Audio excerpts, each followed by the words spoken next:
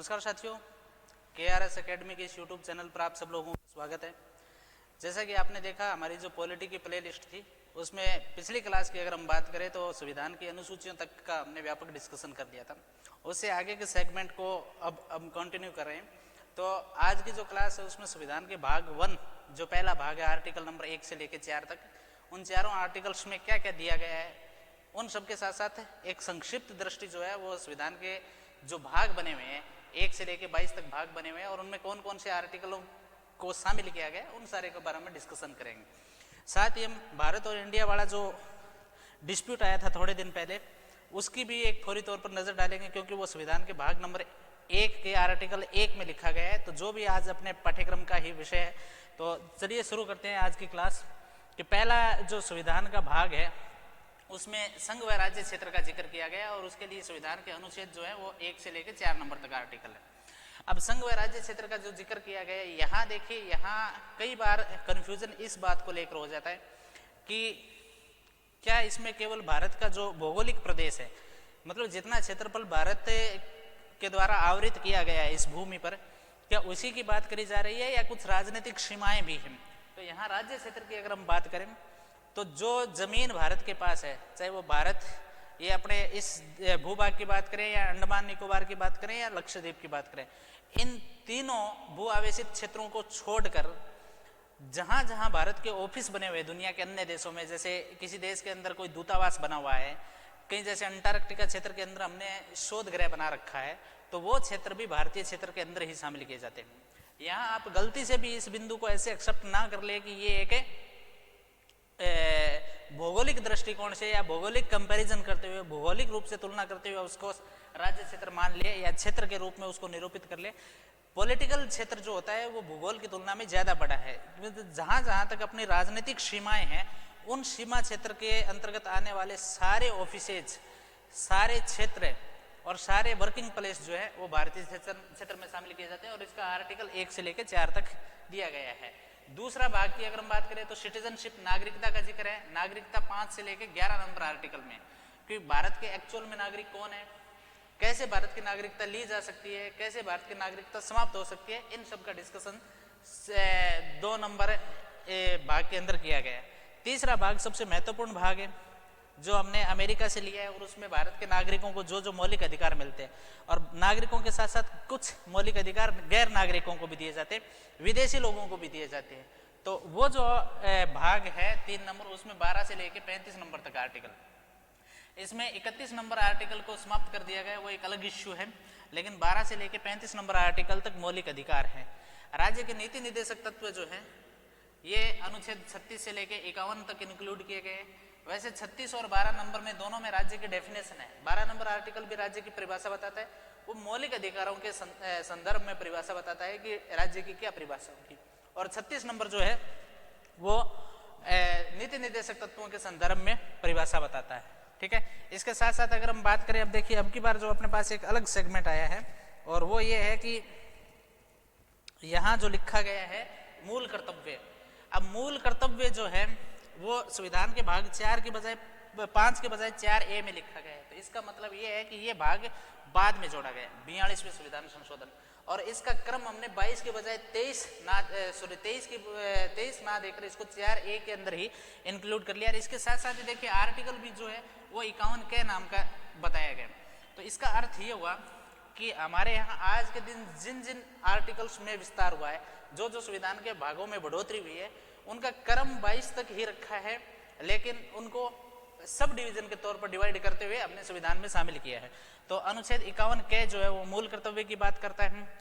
अगर हम बात करें संघ क्षेत्र की, संविधान का भाग नंबर 5 है और उसमें आर्टिकल 52 से लेके 151 सबसे बड़ा भाग है। आप देख सकते हैं खुद 100 आर्टिकल्स इसके अंदर शामिल किए गए, कि जहां लगभग 400 या हम यूं कह सकते हैं 395 आर्टिकल पूरे संविधान में, उनका 1/4 भाग संविधान के एक भाग में आ जाता है। और वो केंद्र सरकार के बारे में बताया गया कि कैसे केंद्र सरकार की कार्यपालिका डिजाइन होगी, कैसे विधायिका डिजाइन होगी, कैसे न्यायपालिका डिजाइन होगी, नियंत्रक एवं महालेखा परीक्षक का क्या रोल रहेगा, महान्यायवादी की क्या भूमिका रहेगी, इनके कार्य क्या रहेंगे, इनके चुनाव कैसे होंगे, ये जो सारे हैं, इनके अधिकार क्या है, ये सारी चीजें जो है संविधान के भाग नंबर 5 में दी गई। उससे आगे चले तो संविधान का भाग नंबर 6 जो है वो स्टेट के बारे में डिस्कशन करता है, राज्य के बारे में। और राज्य की सरकारें जैसे राज्यपाल की बात करें या मुख्यमंत्री की बात करें, विधानसभा, कुछ क्षेत्रों में विधान परिषद भी है, महाधिवक्ता है, और अलग अलग राज्यों के हाई कोर्ट्स हैं। कई ऐसे हाई कोर्ट्स भी हैं जो या दो से तीन दो तीन राज्यों का समग्र रूप से प्रतिनिधित्व कर दे। तो वो जो सारी चीजें हैं वो अनुच्छेद 152 से लेकर 237 तक वर्णित है। संघ शासित प्रदेश की बात करें तो संघ शासित प्रदेश में अनुच्छेद 239 से लेकर 242 तक की डिटेल है। अब देखिए ये जो केंद्र शासित प्रदेश अपने 8 है, चाहे उसमें दिल्ली की बात करें, अंडमान निकोबार, लक्षद्वीप, दादरा व नगर हवेली, दमन व दीप, इसके साथ साथ चंडीगढ़, इसके साथ साथ लद्दाख, जम्मू कश्मीर का जिक्र किया गया है। ये 9 नंबर भाग है, बाद में जोड़ा गया पंचायतें हैं, और इसमें अनुच्छेद 243 से 243 अ तक या 243 जड जी तक इसका उल्लेख है, 243 पी तक इसका उल्लेख है। नगरीय निकायों की बात करें, नगरों के प्रशासन की, तो 243 तय से लेकर 243 ये 6 तक की बात करी गई है, या जड जी तक की बात करी गई। और उसके बाद में एक भाग और बनाया है 9B। अब देखिए ये जो 2 भाग अलग से डिजाइन हो गए, एक ये हो गया, तो इसी तरीके से एक जब हम आगे जाके 14A देखेंगे तो ये 4 संविधान के भाग बाद में बनाए, तो इसका मतलब ये हो गया 22 और 4 26, और एक 7वां भाग हटा दिया गया क्योंकि ये इसमें कुर्ग राज्य क्षेत्र का जिक्र था जो बाद में कर्नाटक में इंक्लूड कर लिया गया। तो अब अगर हम एक तरीके से प्रैक्टिकली काउंटिंग करें तो 25 भाग है, लेकिन अपने को उत्तर केवल यही देना है कि संविधान में 22 भाग है। तो 9B जो है वो सहकारिता का जिक्र करता है, और उसमें अनुच्छेद 243 ये जैसे लेके 243 ये न तक का जिक्र किया गया। अनुसूचित व जनजातीय क्षेत्र की बात करें, अनुसूचित व जनजातीय क्षेत्र का मतलब TSP इलाके के जो क्षेत्र लोग बाग है उनका प्रशासन जो है वो 244 और 244A नंबर आर्टिकल में दिया गया है। संघ व राज्यों के विधायी तथा प्रशासनिक संबंध, मतलब कानून कैसे बनेगा, प्रशासन कैसे चलाया जाएगा, अगर कोई डिस्प्यूट हो, अगर कोई मामला हो तो उसका निर्धारण कैसे होगा, इन सारी चीजों का जो डिस्कशन है वो अनुच्छेद 245 से 263 या संविधान के भाग नंबर 10 में उल्लेखित है। 12 नंबर भाग जो है वह संघ व राज्य के मध्य वित्तीय संबंधों का जिक्र किया गया है। और वित्तीय संबंधों की बात करें तो अनुच्छेद 264 से 300A, ये 300A बाद में अपना 31 नंबर आर्टिकल की जगह ये ट्रांसफर हुआ है। तो इनके केंद्र व राज्यों के बीच में धन का बंटवारा किस तरीके से होगा, टैक्सेशन की प्रोसेस किस तरीके से होगी, ये GST वगैरह जो है वो सारा का सारा यही आता है। अब GST का जिक्र वो 279A में किया गया है। संचित निधि जो मैंने आपको बताया था अनुसूची दूसरी पढ़ाते समय 266, वो भी इसी का वर्ग है। अंतर्राज्यीय व्यापार, वाणिज्य एवं समागम, मतलब 2 राज्यों के बीच में कैसे व्यापार होगा, 2 राज्यों के बीच में वैट का क्या रहेगा, एक क्षेत्र से दूसरे क्षेत्र में जब सामान जाएगा तो उस दौरान टैक्सेशन का क्या सिस्टम रहेगा, मूल्य, अलग अलग राज्यों के सामान में अलग अलग मूल्य होते हैं। जैसे राजस्थान का पेट्रोल डीजल किसी रेट पर मिलता है, पंजाब का किसी रेट पर मिलता है, हरियाणा का किसी रेट पर मिलता है। तो ये जो डिफरेंसेज हैं, इस डिफरेंसेज की जो एक तरीके से हम ये कह सकते हैं इनके प्रावधान भाग नंबर 13 में मिलते हैं, अनुच्छेद 301 से लेकर 307 तक। इसके साथ साथ संघ व राज्यों के अधीन सेवाएं जो अपनी UPSC और RPSC की बात करी गई है वो 14 नंबर भाग में है, 308 से लेकर 323 नंबर आर्टिकल तक। न्यायाधिकरण ये संविधान में बाद में बनाया गया भाग है, जिसमें 323A और 323B इसको शामिल किया गया है। इलेक्शन की प्रोसीजर्स है, चुनाव आयोग है, लोगों को मतदान का अधिकार है, वोटर लिस्ट है, ये जो सारी चीज़ है ये 324 से 329 नंबर आर्टिकल में। कुछ वर्गों के लिए विशेष प्रावधान, अब देखिए कुछ वर्गों के लिए विशेष प्रावधान, ये महिला रिजर्वेशन वाला भी आप यहाँ से जोड़ सकते हो। हमारे SC के लोगों के लिए SC आयोग बनाया जाता है, OBC आयोग बनाया जाता है, ST आयोग बनाया जाता है, महिलाओं के लिए भी प्रावधान किया गया है। सदस्यों के मनोनयन की बात करी गई है, जम्मू कश्मीर विधानसभा में महिला सदस्य मनोनयन की बात करी गई है। ये जो सारे तथ्य हैं ये 16 नंबर भाग में 330 से लेकर 342 नंबर आर्टिकल में। उसके बाद में 17 नंबर जो भाग है वो राजभाषा को लेकर है, हिंदी राजभाषा को, और वो अनुच्छेद 343 से 351 तक वर्णित है। उसके बाद में 18 नंबर है आपातकालीन उपबंध, ये जर्मनी से हमने लिए हैं, और अनुच्छेद 352 से लेकर 360 तक 3 प्रकार के आपातकाल है, राष्ट्रीय आपातकाल, राष्ट्रपति शासन और वित्तीय आपातकाल का जो उल्लेख है वो 18 नंबर आर्टिकल में। इसके बाद में 19 नंबर जो प्रकीर्णन आता है, इसके अंदर मतलब हम यूँ कह सकते हैं कि संक्षिप्त शब्दावली, डेफिनेशंस वगैरह, या फिर कई बार क्या होता है जैसे 365 की अगर हम बात करें, अब जैसे 356 राज्य के संवैधानिक तंत्र के विफल होने पर लागू होता है।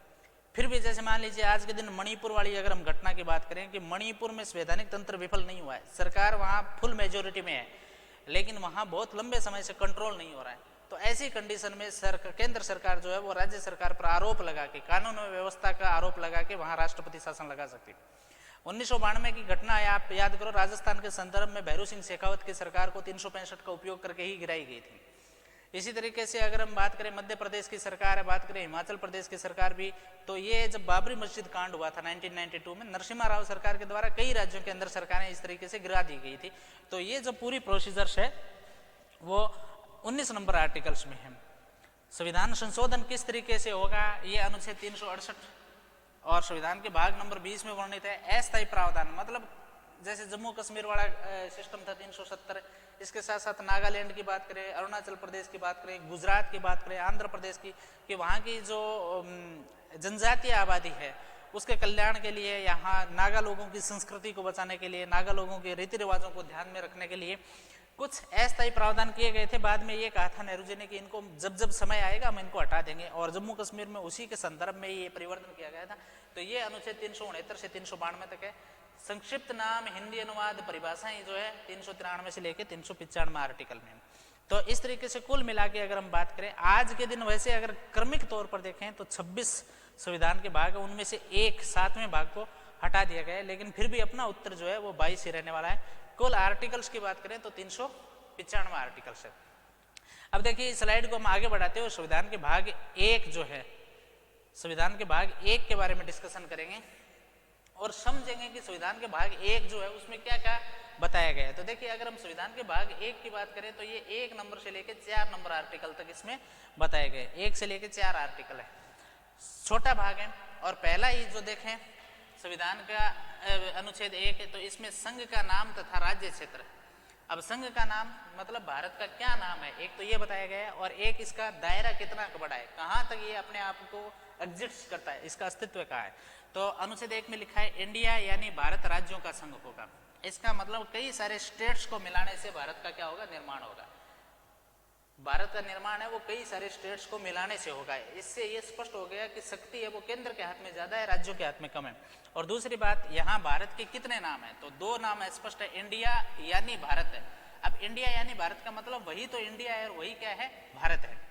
यह अनुच्छेद 2 बातें स्पष्ट करता है। कौन कौन सी, एक तो देश का नाम क्या है, क्योंकि आर्टिकल पहले में ये बता दिया गया है कि देश का नाम क्या है, और एक राज्य पद्धति का प्रकार क्या होगा। राज्य पद्धति का मतलब राज्यों के पास ज्यादा शक्ति होगी या केंद्र के पास ज्यादा शक्ति होगी। तो ये बताया गया ना कि राज्यों को मिला के क्या बनेगा, संघ बनेगा।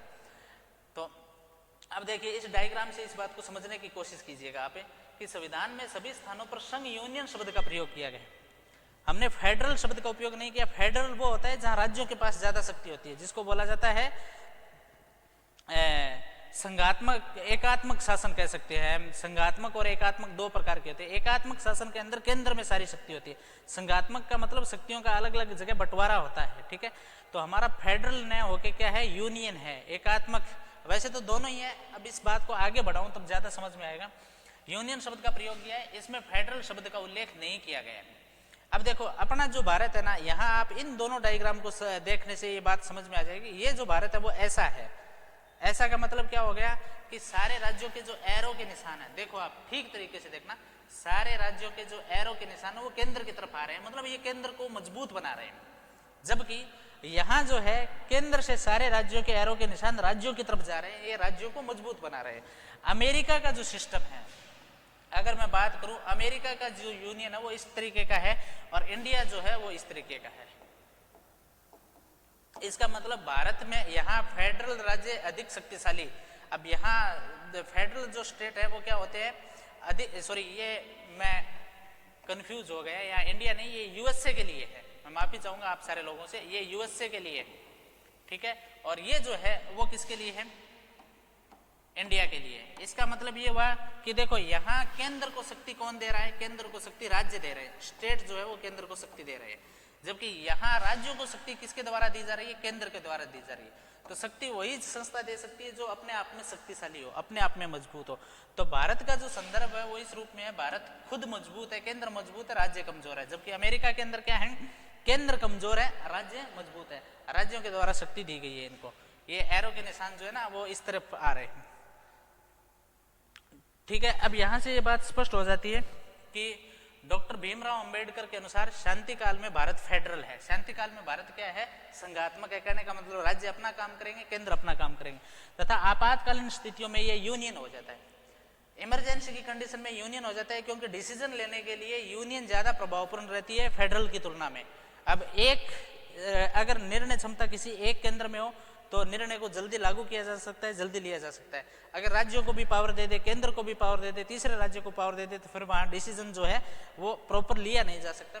तो इमरजेंसी के अंदर ये यूनियन हो जाता है, अदरवाइज ये फेडरल बचता है, ठीक है। इसके साथ साथ अगर हम देखें, उनके अनुसार संविधान की मूल प्रवृत्ति फेडरल है। मूल रूप से अपना देश जो है वो संघात्मक है। ये हम आगे जिक्र करेंगे, सेकंड ग्रेड के अंदर ये बहुत इंपॉर्टेंट चैप्टर है, लेकिन इसमें फेडरल शब्द का उल्लेख नहीं किया गया है, क्योंकि अमेरिका की भांति भारत राज्यों के मध्य समझौतों का परिणाम नहीं है। अब देखिए, अमेरिका जब फेडरल बना था तो अमेरिका में तो इस स्टेट ने कह दिया मैं मिलना चाहता हूँ, इसने कह दिया मैं मिलना चाहता हूँ, इसने कह दिया मैं मिलना चाहता हूँ, तो इस तरीके से राज्य अपनी मर्जी से मिले थे। जबकि भारत का स्वरूप तो सदा से ही एकाकार रहा है, अपने प्राचीन काल से भारत एक ही रहा है। तो हमारे यहाँ ट्रेडिशनल तरीके से या परंपरागत तरीके से जो नियम नीतियां चली आ रही थी वही है का परिणाम नहीं है, बल्कि प्राचीन काल से भारत एक राष्ट्र या देश द्वारा राज्य बनाए गए हैं, ना कि राज्यों द्वारा देश। देखो, अमेरिका में राज्यों द्वारा देश बनाए, जबकि हमारे यहाँ देश द्वारा क्या बनाए गए? राज्य बनाए गए।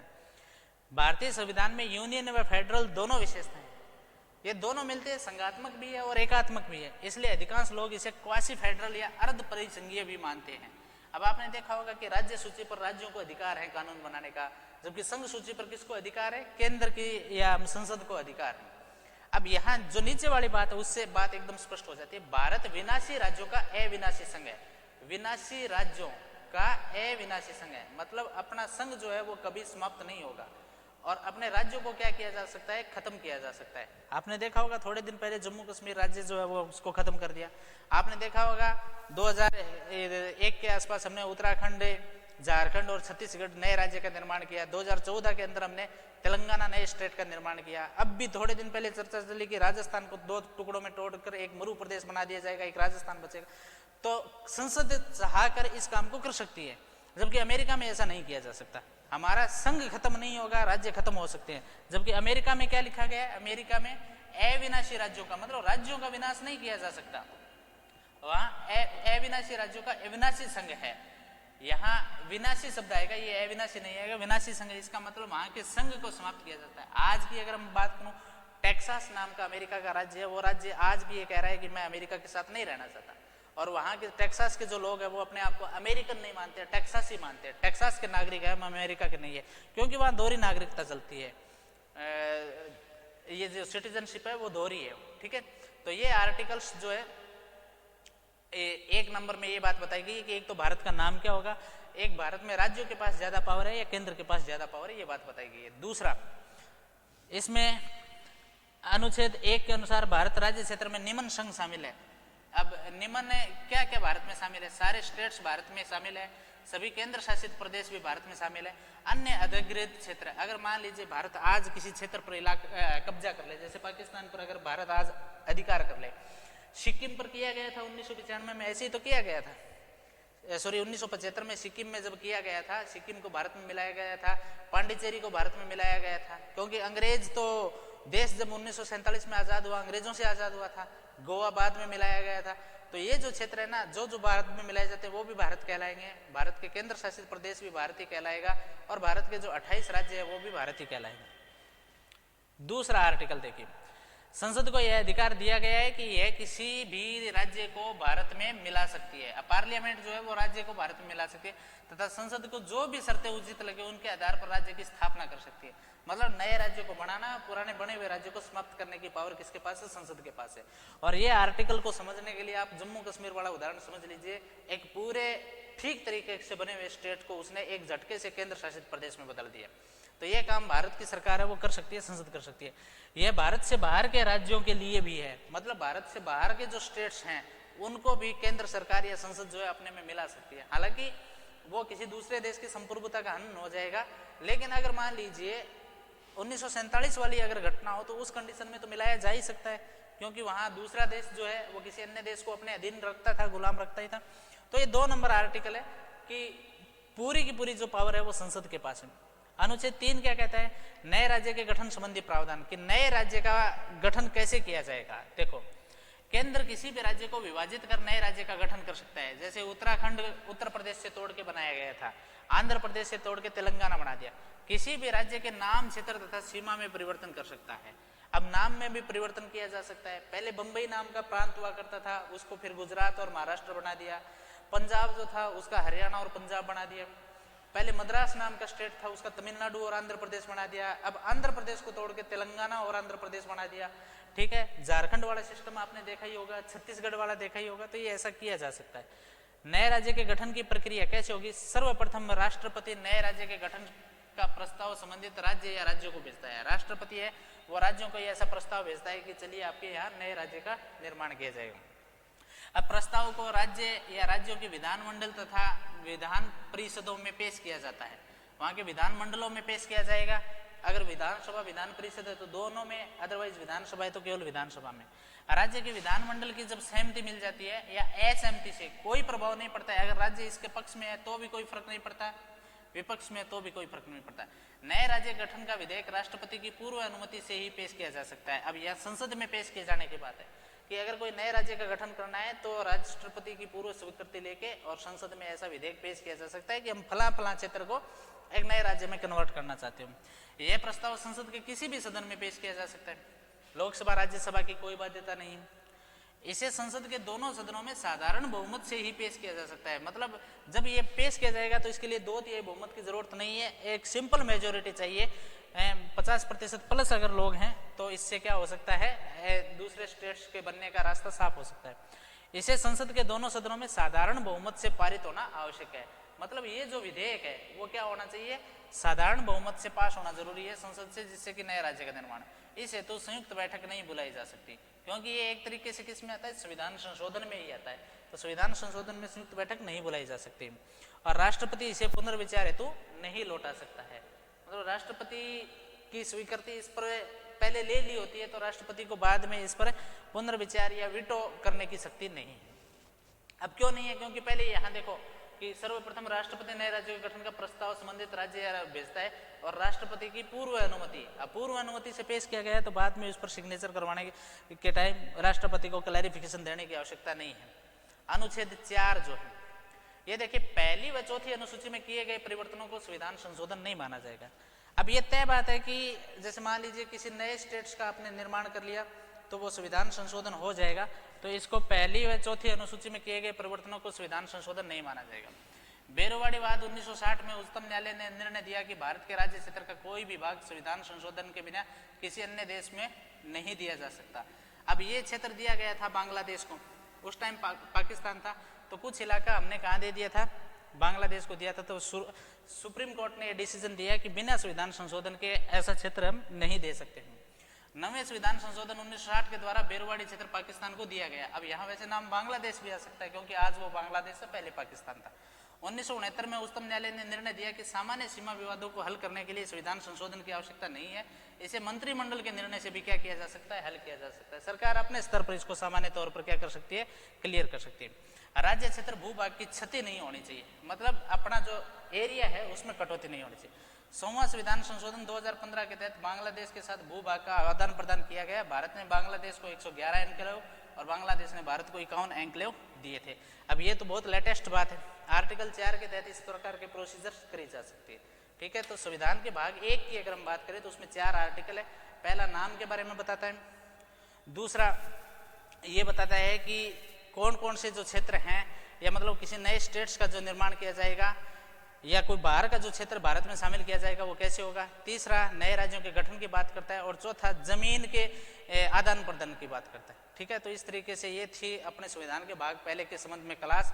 बाकी चर्चा हम नेक्स्ट क्लास में करेंगे। Thank you.